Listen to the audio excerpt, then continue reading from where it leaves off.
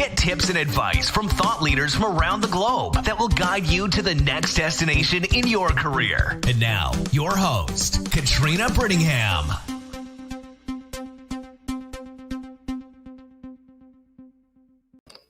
Hello. This is Katrina Brittingham, the host of Career GPS and your navigator on your road to success. Today, we are going to be talking about transferable skills. I get that question all the time for people about transferable skills when it comes to transitioning to another career or either going into a new job or role. And I get people asking me, what are transferable skills? Well, transferable skills are exactly what it sounds. Skills that you can transfer from one position to another, to another, to another.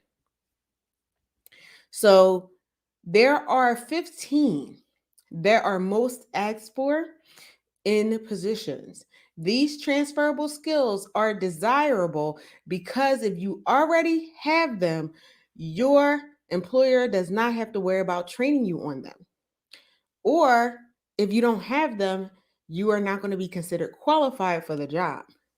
You can hit the ground running in any career field and start making contributions right away if you have these 15 transferable skills. All right, so number one is problem solving. Your problem solving skills can help you not only identify that there is a problem, but you can also identify what's causing the problem and find a way to implement a solution to that problem. Employers appreciate it when an employee identifies bottlenecks or inefficiencies in a process or procedure. However, you are more valuable when you offer as a staff member a solution to those issues. And I'll take that a little bit further. Number one, managers hear problems all day, every day. They have problems that they're dealing with. That's what they're delegating you to solve. Okay. So getting problems is not helping your manager, but having a solution to that and actionable steps. So go a step further to say, okay, we can implement this solution. Okay, if you want to implement the solution, what are the steps that it would take to implement that solution? That is the full frame of problem solving. Okay, so when they say they want problem solving skills, they want you not only to be able to identify the problem, they want you to be able to find a way to find a solution, number one, and then find a way to implement that solution. And in your solution, you want to look at certain things like who would be involved, because you might find a solution to a problem and you're not the sole person to resolve it. You might need help. So who would be involved? Is there a cost to this solution? So will they have to dig into their budget to do it? What other departments, if it's something that's cross-functional, would have to be involved in this situation? Okay. How much time do you perceive it would take to resolve the problem?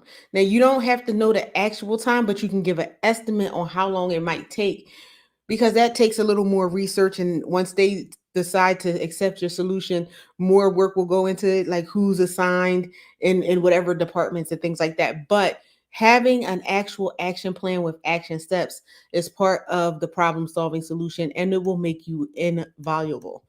Okay. Number two is analytical reasoning. Analytical reasoning is in some ways part of the problem solving process.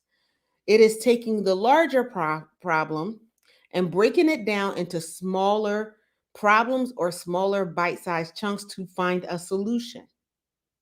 So, in other words, employers want a staff member who can find logical solutions to a company's problem.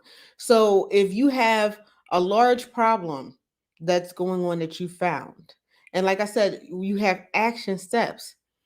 Part of that and those action steps may be the fact that you're breaking that problem down into different steps, especially if it has to do with other departments. There may be some pieces that need to be done in your department, some people that things that may need to be done in IT, some things that need to be done in another operational area. Okay, so each one of those, even though it's part of the larger problem, are smaller chunks. And what is it going to take to get those things done in those other areas? So when they say they want analytical reasoning or analytical skills, that is you being able to look at this problem, analyzing it, analyzing the little pieces and saying, okay, we need to do this. So when it comes to the deadline, the overall deadline for the project may be one thing, but you might have little mini deadlines so you can roll up to meet the bigger deadline. Okay. You may have one huge issue or one huge project, but you might have little micro projects that lead up to the larger solution. So that is part of the analytical reasoning. Okay. Number 3 is critical thinking.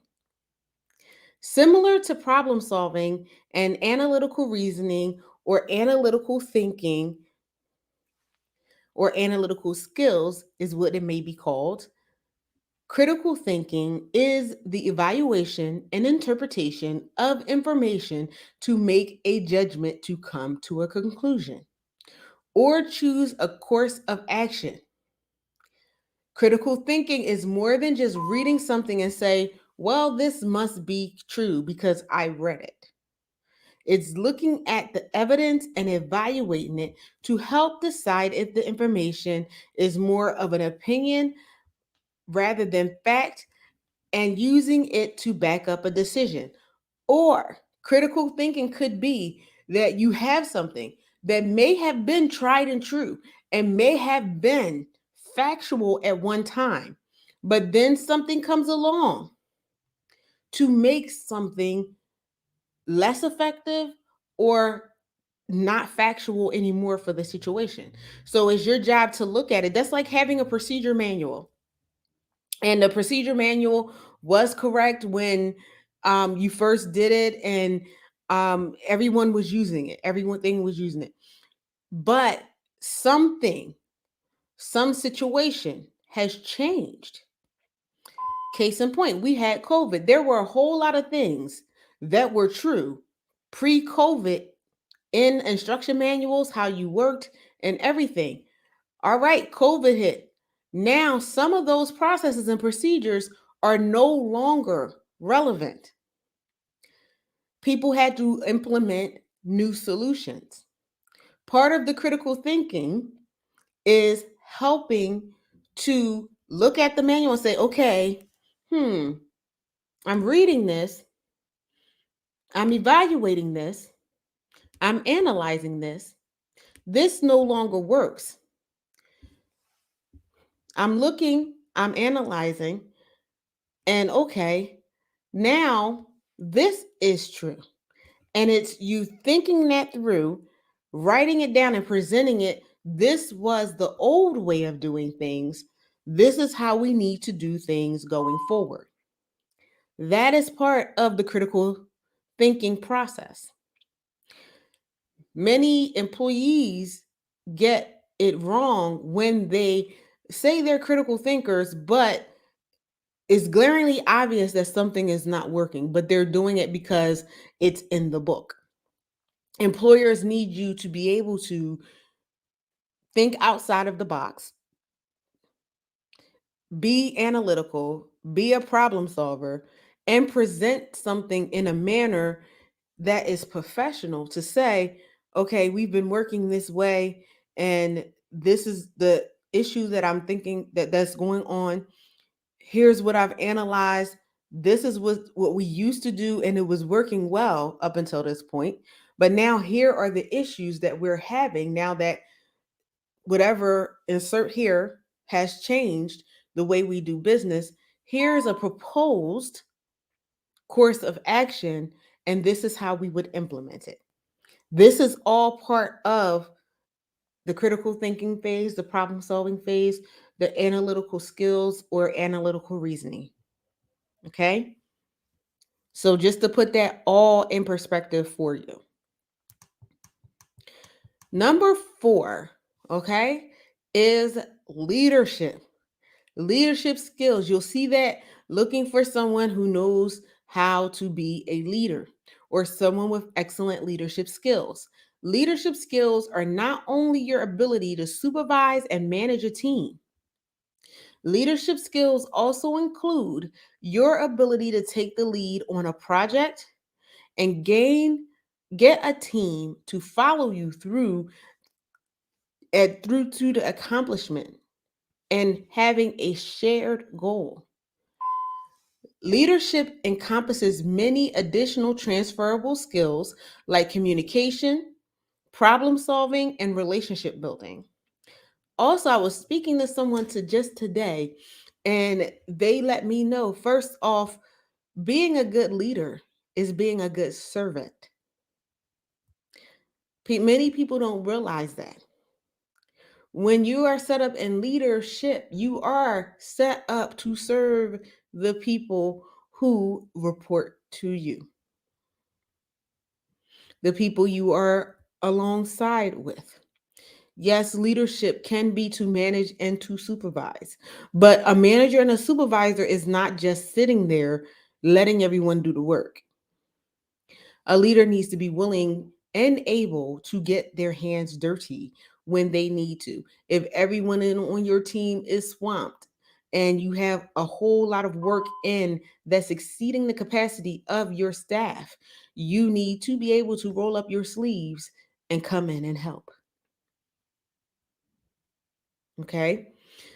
Taking the lead on a project is helping to organize a project, organizing people, helping them if they get backlog, making sure that they are on track. If they have any questions regarding the process, being there to clarify. Okay.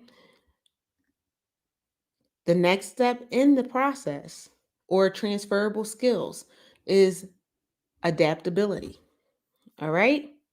So, as you work in any role, you may discover that you need to adjust due dates, workflow, or even how you approach the job. We found that to be the case when COVID hit. Number one, due dates definitely changed, workflow changed, and the approach to how we work. And it has continued to change. Some jobs are remote and remain remote and will not go back to being in the office. Some jobs have adapted to a hybrid where part of the time you are at work and part of the time you are working from home or remote. You've also had positions turn into a more flexible work schedule. Okay. So that is the key to being adaptable. And when we first started in this, you have some people, and you still have people who have not adapted to being able to work from home, adapted to hybrid. So you have to be able to be, another word for adaptability is flexibility. You have to be willing to be flexible. You have to be able to pivot when you need to pivot. Okay. All right. So, in some cases, with being adaptable or flexible, you may need to learn a new skill to help get the job done. And as I stated before, pivots often happen in business and can happen very quickly. Whether it is a strategy, a product line, or something that's happened due to Mother Nature. So it's not just COVID. You've had areas that had fires, floods, hurricanes, earthquakes. Things can change in a drop of a hat, and you need to be able to be flexible and adaptable, and be able to pivot when you need to pivot. Demonstrating that you can adapt to change shows that you're able to go with the flow while maintaining a positive attitude and getting the work done. So, part of being flexible is not just like, oh, I'm going to do it, it's your attitude while you get it done. I tell people, attitude is, if you have a great attitude, you're 80% there. Okay. Sometimes it can be easy to have a good attitude with a change, and sometimes it may not be. But having an attitude and a positive attitude to get the work done goes a long way. It goes a long way in your leadership, because as a leader, when things change, guess what? It affects you and it affects the team. And the team is watching you on how you handle that change. I used to tell my team when I was working in corporate, when they would complain, "Oh, we got to do this, or something's always changing." I said, "Yeah, that is true.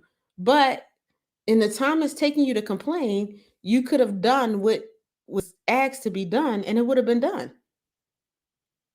So then there would be no more need to complain about it." So that's the thing. Are you going to take the time to complain, or are you going to take the time to get what you need to get done, so that you can get over whatever it is that change is? Because not all change is comfortable, and change is scary. Change always takes a process, um, which is why they have change management. And change management skills is a transferable skill for certain jobs. I don't believe we're going to go through that in these 15 steps, but part of it is change. Change is scary. Change is different. So change takes an adjustment. And if you want to be a leader, you have to be able to handle change well and manage it well, so you can help your team manage it well. Because as a leader, if you do not manage change well, your team is not going to manage change well either. They're looking to you to be the mentor for them. They're looking to you to be the example, because you are the leader. And I many times working in corporate, even being in business, the biggest monkey wrench to a team is when there was change that happened, and you had leaders and leaderships talking to the staff about how they hate this change and how this change is not going to work. I've seen it. I've seen them do it. And in front of their leadership, they're like, "Oh, this is great." Behind closed, when the leader goes in the office and closes the door, "Oh, this is the worst thing ever." I even had to pull a leader to the side, who was on my team, that was in leadership with me, and I was like, "You gotta not complain about, oh, but this, I get it, and it's uncomfortable, but here's where we are. And if you're complaining to them and the team to do it, you're not going to do it. They're not going to, you're going to try to get them to do it, but you're complaining about it, and you're making it harder for us to get this done." So be mindful of that. If you're looking to be in leadership as a transferable skill, whether you're within a company already or you're going to another company, when change happens, you have to have yourself together properly and handle it properly. Even if you have to go home and talk to your husband, talk to your cat, talk to your dog, talk to whoever it is, you call Dr. Phil and call him. and talk to him about it, but don't talk to your team about your frustrations about this change. That leads us to number 6. Hopefully you can see the 6. All right, which is teamwork. Teamwork means working together as a group to achieve a common goal. All right. So, but being on a team and part of a team are two separate things. Being on a team, I'm on a team, but I may be the leader of a team. being part of a team, I'm a team member, or I'm on a team, but I'm just here because they assigned me to do it. I'm a part of a team because I'm actively working with the team to make sure things happen, to make sure we meet this goal. And that is a big difference. In my time, many people know from school when you have those team projects and you have that one person, hopefully it's just one person, who sits on a team and has everyone do the work. And they get an A just like everybody else because they were on a team, but they didn't do any of the work. Well, you have the same thing in work. You have people who will sit on a team and won't do anything,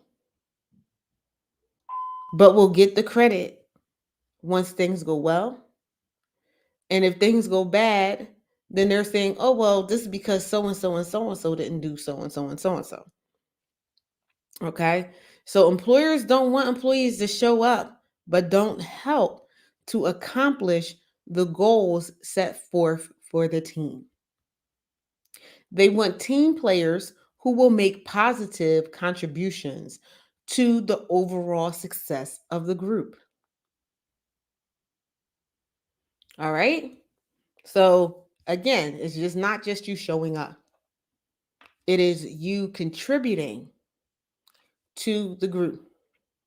That is you having a piece of the assignment,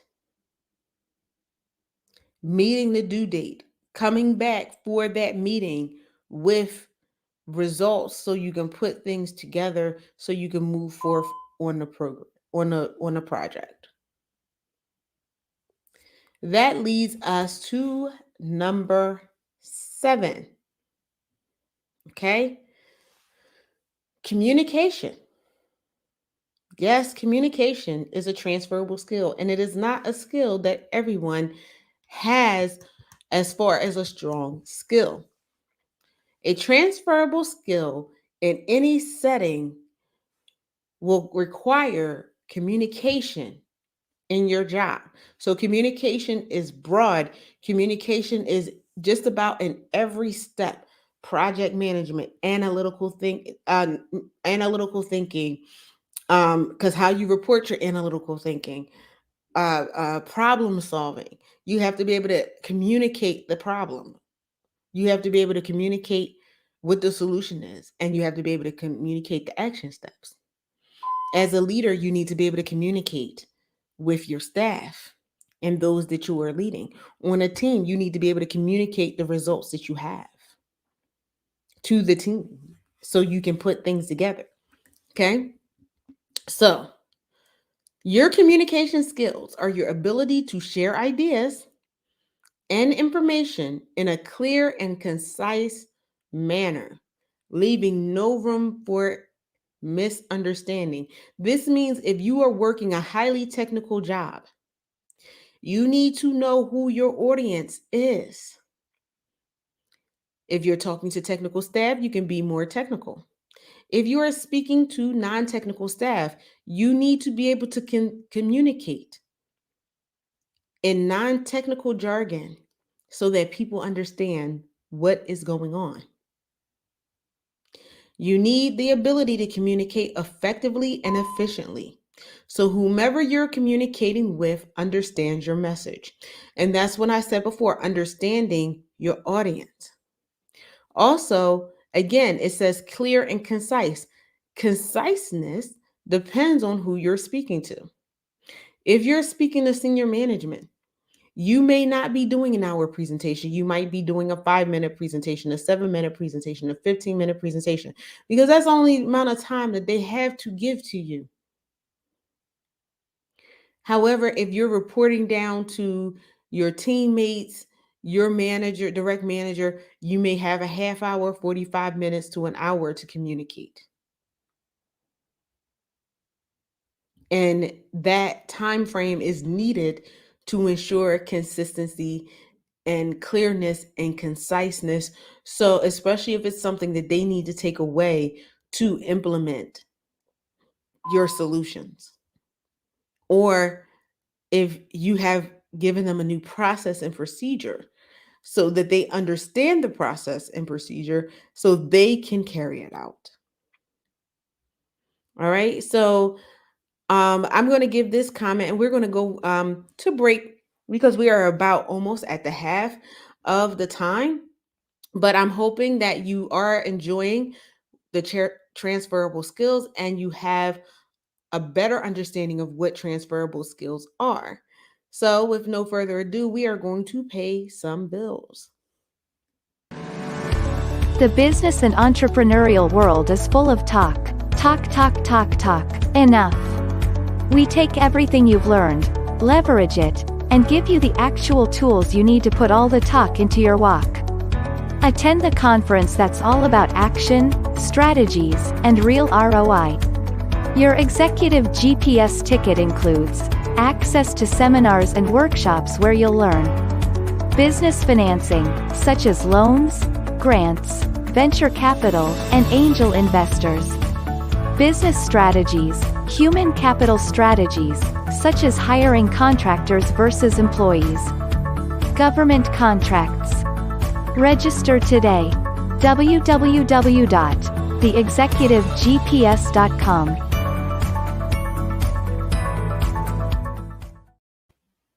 And we are back.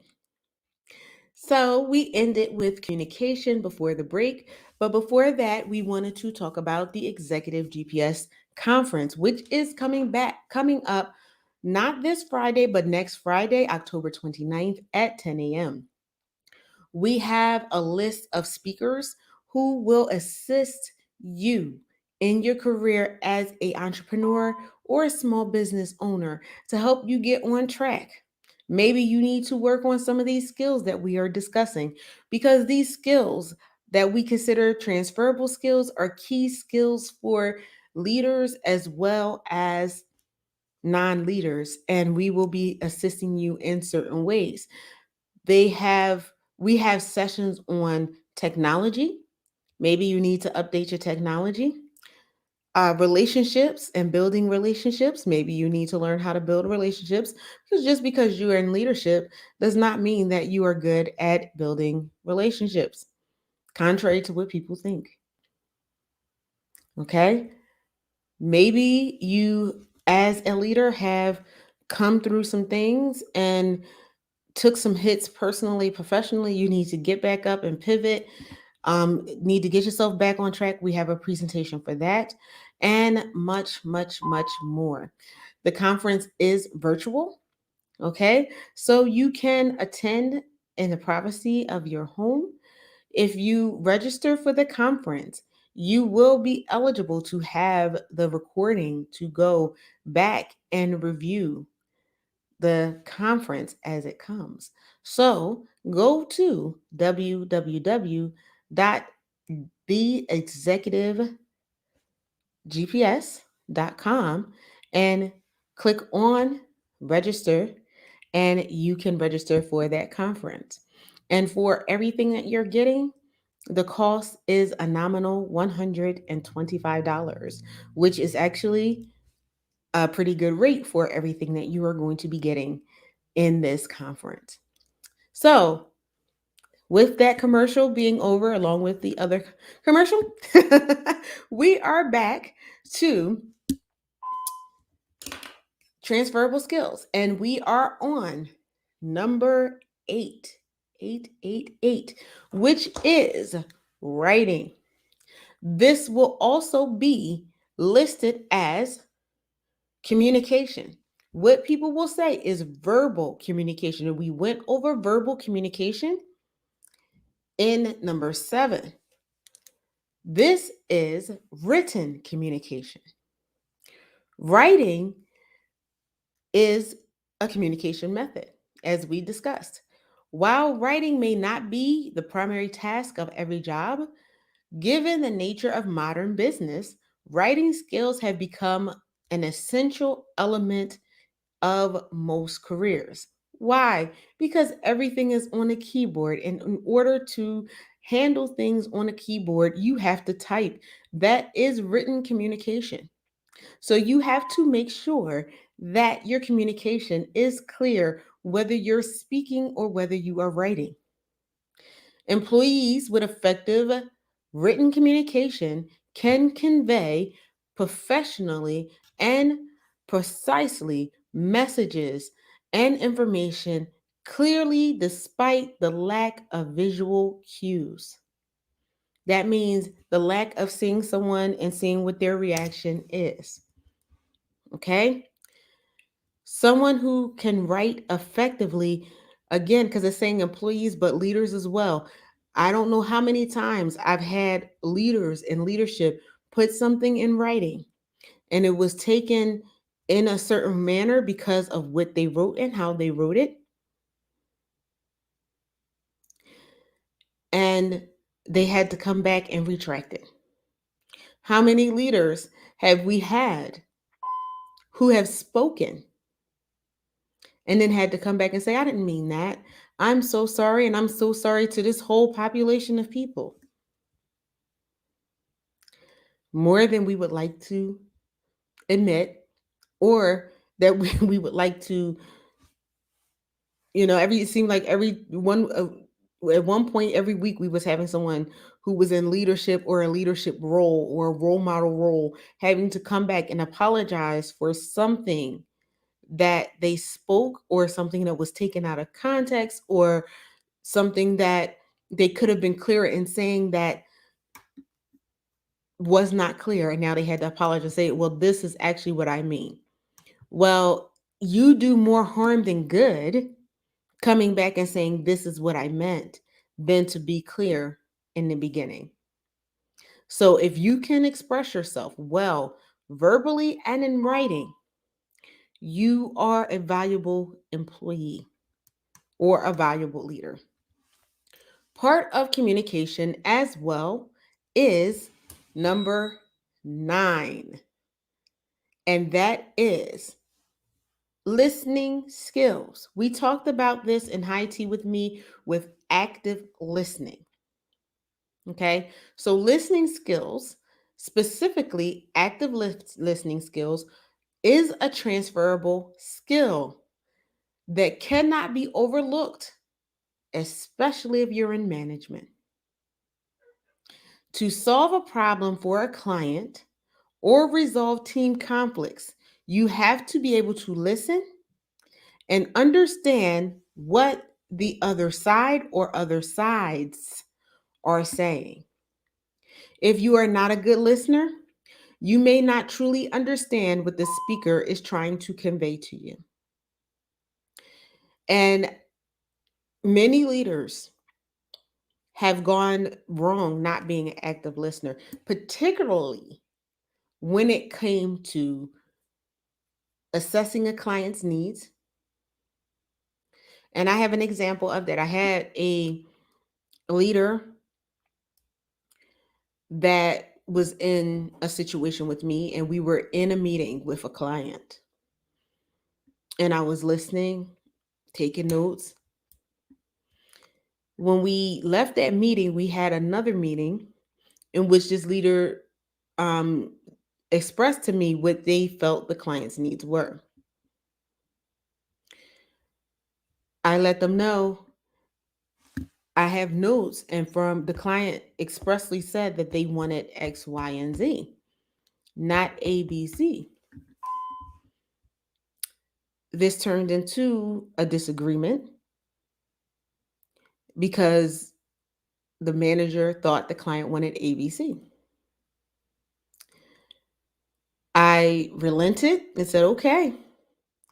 And we gave the client A, B, C.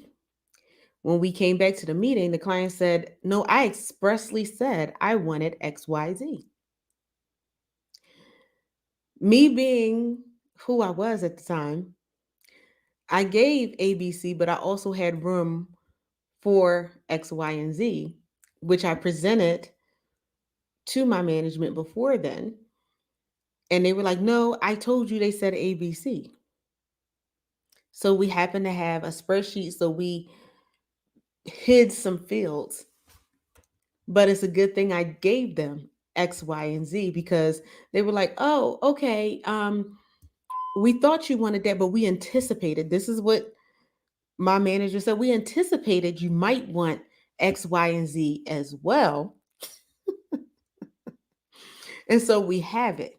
However, if I had not been an active listener and also prepared in spite of, and this can also, don't get me wrong, be a nightmare situation for you, because it did not have to be resolved in that way and in that manner. But that's wound up saving the meeting and the client, because they was like, well, you obviously did not listen to us when we expressed to you what our concern was. And we were able to deliver something to that client. So it can be a disaster when you're not paying attention and you're half listening. Another way that active listening works when you are staff or if you're with management is if there is a conflict. Many times, active listening has worked for me because it helped me to get to the root of what actually was going on. As we know, when there's a conflict, there's two sides. There's the side of the one person and the side of the other person. As a leader or as management, it is your job to actually find out what actually is going on. Because when there's a conflict going on, one person sees it from their perspective and another person sees it from their own. And listening and actively listening to both sides of what's going on is how you actually get to the root and be able to resolve the conflict. In order to be an active listener in a conflict, you must have both parties in the room to discuss the matter. You cannot speak to one person and then speak to another person. When you do that, the person who may be able to express themselves just a little bit better may sound like they're the right one, but they might not be. When you get those parties in the room, number one party can't say that they said something that they did not say, or that the other party said that they did not say, without that person being able to come in and speak what they actually spoke. Many times, leaders take one person aside and speak to them and another one, and then they make their judgment based on what? How they like this person or don't like this person.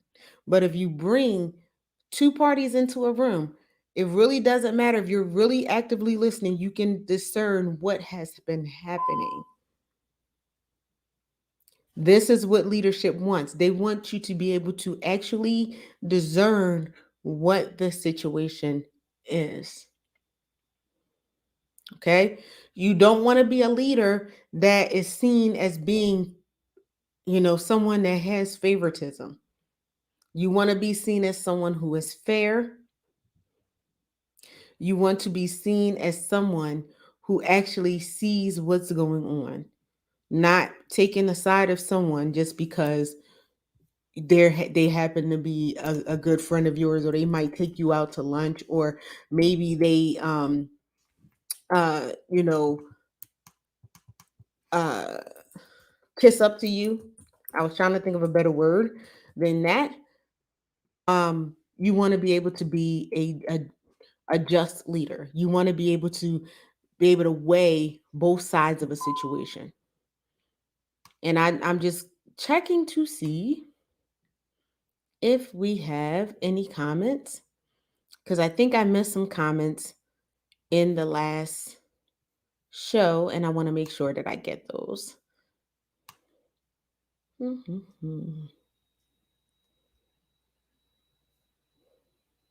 Okay. All right. So do we have any comments? All right. Not yet. Okay. So, all right. Just wanted to make sure.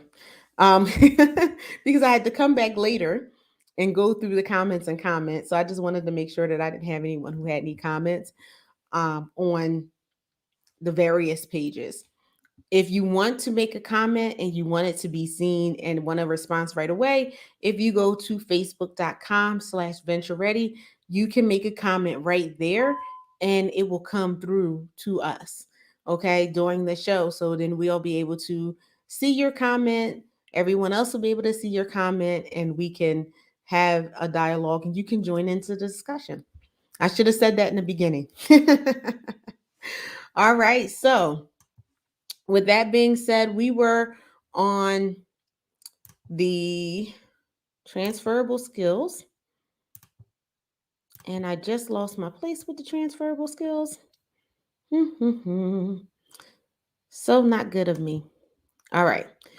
So we were on.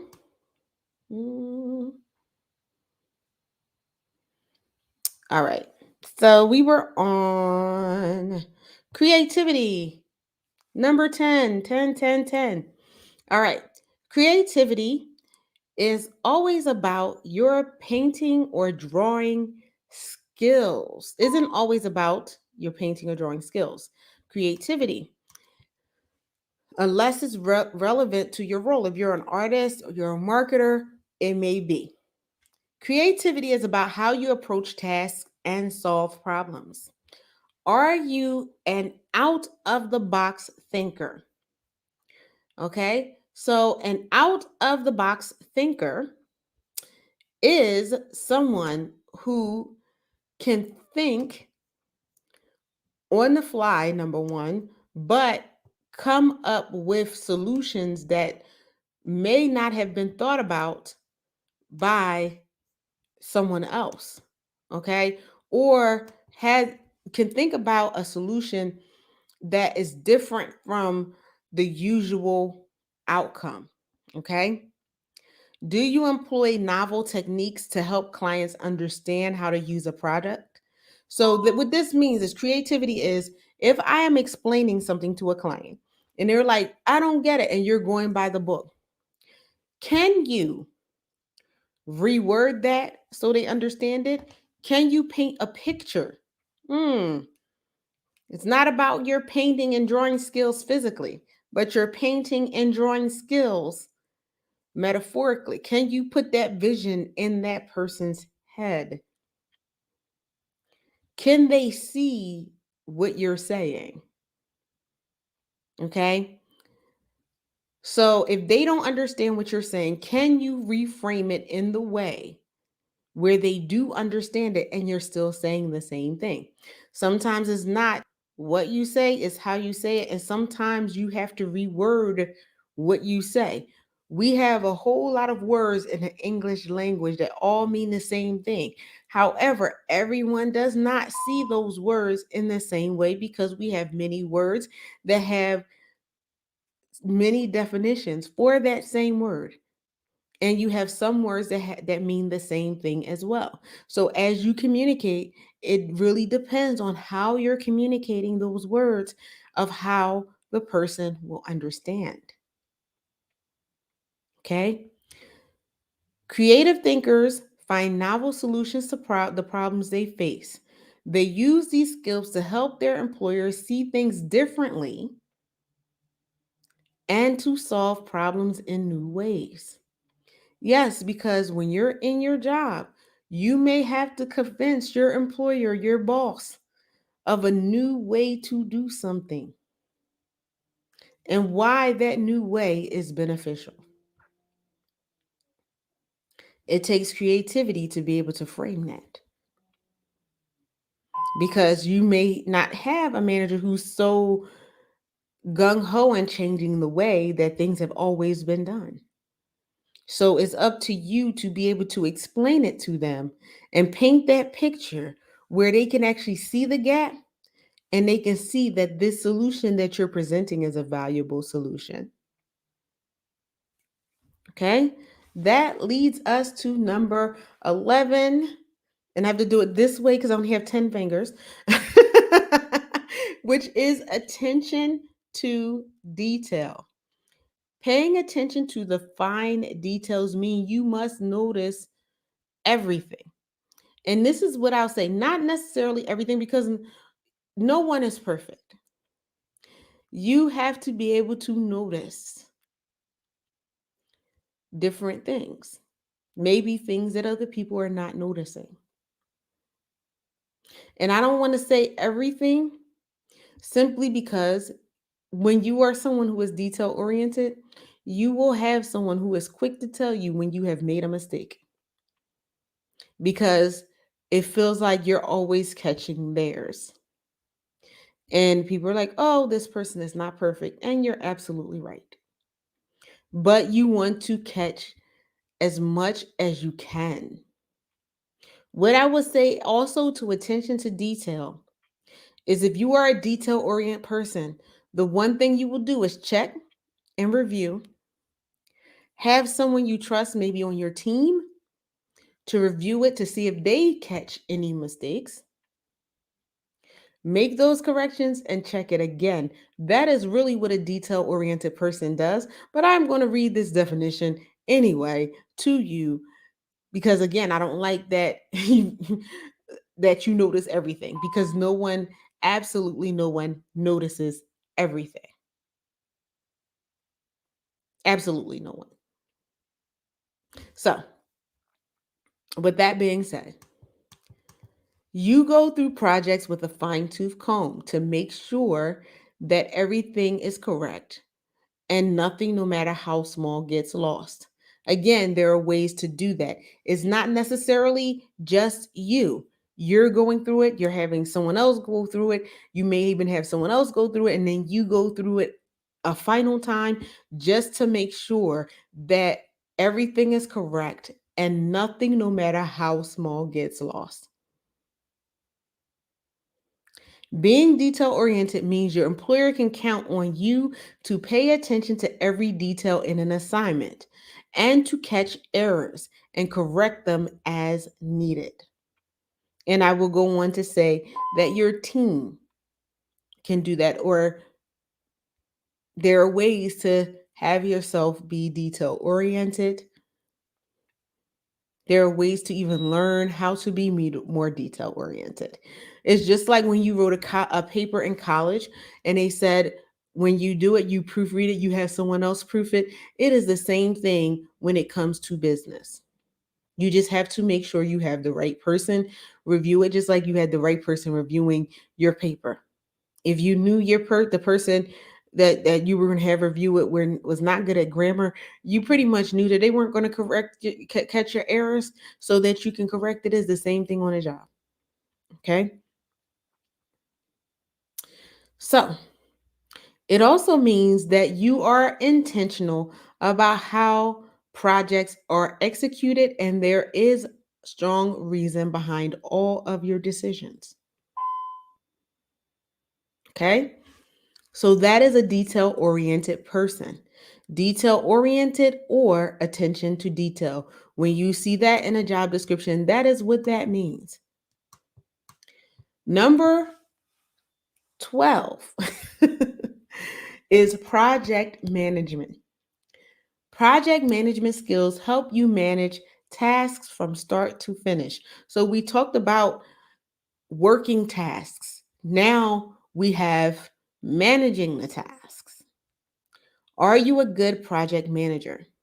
A good project manager makes sure everything stays on time and adjusts the timeline when things are not going as planned.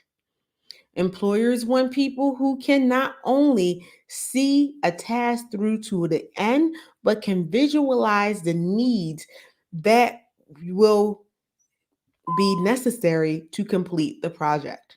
Okay. So, this transferable skill helps ensure that deadlines are met and projects are completely effectively and efficiently. Okay. So that is what project management means. There also are some project management tools that they have out there, okay, that you may have to use electronically. There is project management methodology. So, you can be able to plan and do all of that stuff. For some positions, they may want you to have that extra information. Okay. So, you can always look that up, look to see if you can take a class on it. through they have online programs that are pretty low cost, like Udemy, and Linda, which they changed to something else, but it was Linda. So if you look up Linda, the new name may come up, where you can get trainings that are maybe like $20, $30 to learn these skills and these skill sets to help you on your journey. Even if you are in leadership, it never hurts to take these courses, because you can always get better at these things. Number 13 is relationship building. Relationships are often the key building block of any company. Okay. Whether you are in leadership, whether you're an employee, you need to be able to relate well with people and be able to build upon the relationships. Whether it's a client, whether it's an employee, whether it is a colleague, whether it is another business connection. Okay. Without good relationships between departments or with clients, there won't be any business. And that is true. If there are not good relationships between you and your manager, or your manager, you as a manager, and your staff, you won't have a business. And there are some leaders who just don't understand that. You have to have a good relationship with your staff. It doesn't mean you necessarily have to be best friends, but what I found is sometimes you have leaders who want their staff to be so flexible, but they're never flexible. They want their staff to be flexible, but they don't provide anything that allows for work-life balance. Okay? You have to have that balance. People who build relationships, manage conflict or differing goals, and help parties arrive at a solution. Okay? Part of that relationship building, and I was discussing that today, is to be emotionally intelligent, to be empathetic. Guess what? Because just like anybody else, you could have a bad day. Your staff member could have a bad day. Your manager could be having a bad day. So, based on that relationship and that relationship building and your emotional intelligence, you will be able to adapt so you can keep that relationship intact. I was just telling someone today, everyone has a bad day. And I'm pretty good at picking up on people. And so I know when someone could walk in the room, I'm like, what's wrong? You okay? Do you need to talk? Do we need to go for a walk for 15 minutes? Or they can come in and whew, excitement is coming off. And I'm like, what happened? I'm ready to celebrate with you. This is all a part of relationship building. And you might not be extreme like me, but being able to build relationships, being able to be empathetic will help you to manage the situation. Maybe you don't feel comfortable enough, be like, oh, what's wrong with you? Or this. But when you're in a meeting, you will know how to react and to respond in that meeting, especially if that person doesn't react the way you expected them to react, or with the same gusto, like, yes, let's get this done. Because it might not be what you're assigning them. It could have been that they had a horrible morning. They could have got up and ran out of gas on a highway and had to get gas, or got a flat tire, or different things can happen to kind of throw off people's day. And so we need to respond to that in a proper manner. Number 14 is computer skills, or digital literacy skills, or office skills, or SAS 70 skills, whatever that technology is that they're looking for you to have. So you may not be a tech whiz, but it is always good to know your way around many software programs. The most common is Microsoft Office, which is Word, Excel, PowerPoint, Outlook, and excuse me, and now Teams and OneNote. It is a good example to have. It is good, a good idea to have that. Okay. For example, if you know how to work one type of spreadsheet, the odds are pretty good that you know how to work any spreadsheet, which means that the company will not have to teach you the basics. What that means is if I know Microsoft Excel, 9 times out of 10, I can work Google Sheets. Or if I know Google Sheets, 9 times out of 10, I can work Excel.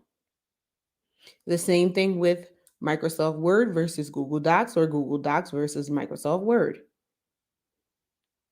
And the list goes on and on because for every program that Microsoft has, as far as an office program, Google Docs had, not Google Docs, Google has. It's just named something else. I believe PowerPoint is slides or something like that. So learn the basics of it. Again, you can Google the lessons for it with Linda or Udemy. With some of these programs, you can get a certificate to say, yes, this person has this level of knowledge. And I'm doing a good job. Yay for 2 shows.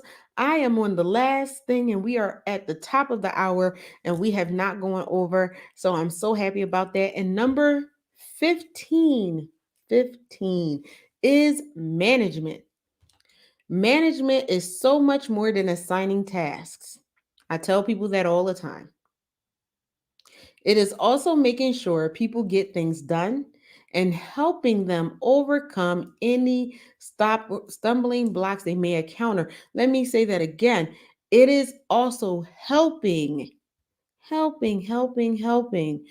overcome any stumbling blocks they encounter. It is not leaving them hanging or, oh, you should just know how to do it, or, oh, you should take accountability when clearly there is help that is needed.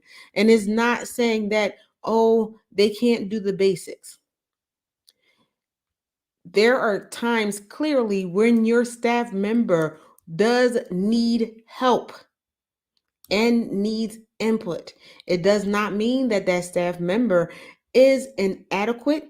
It just means that there is some help that needs to be had. That is different than someone who will come running to have a basic question that they know that you've gone over 10 times, that they've gone through training through over and over and over again to do. And many people know the difference between that. That is just the difference between a good leader, a great leader, and a not so great leader or a poor leader. Okay. Management skills enable you to make sure that people are where they need to be and that they are completing tasks effectively. So, as a manager, you need to be able to coach and mentor your staff member. Now, there are times because I have had a situation where I was in a leadership role and we tried to, those of us that were in leadership, train this person over and over and over. I mean, we really went through coaching and this person really was not getting it.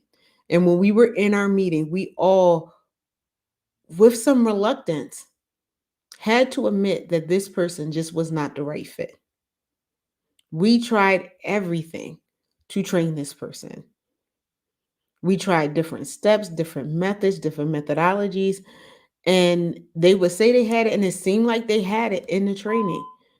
And then they would get back to the floor, and it was just like, okay, what? I thought this person got it. They just were not a good fit. And sometimes that happens. But many times you have leaders in leadership who are not coaching people. And then they wondering why people fail and they can't keep people. And they'll say that it is the employee's fault when it's really not. It's just poor management. Okay. So with that being said, these are 15 transferable skills. There are some other transferable skills out there, but these are 15 of them. If you have any questions about transferable skills or you need to be coached on that, we do provide coaching on transferable skills for executive leadership, management, and Also, for non-management staff, you can reach us at www.ventureready.net. And we do thank you so very much for joining us for this episode of Career GPS, and we will see you next week.